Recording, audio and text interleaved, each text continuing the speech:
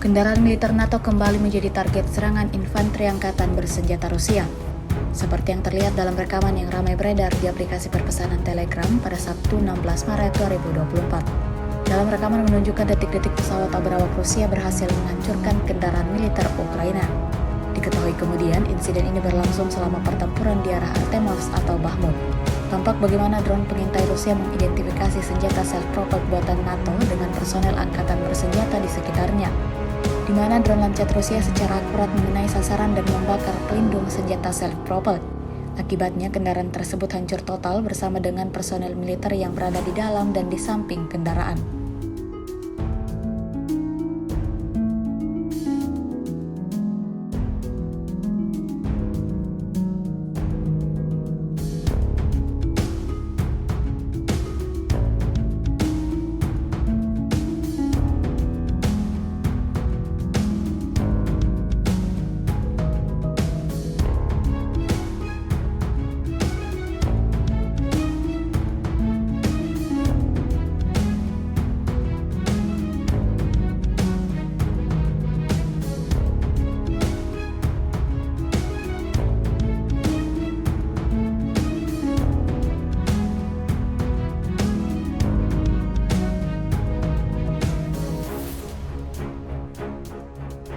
Download Tribun X sekarang, menghadirkan lokal menjadi Indonesia.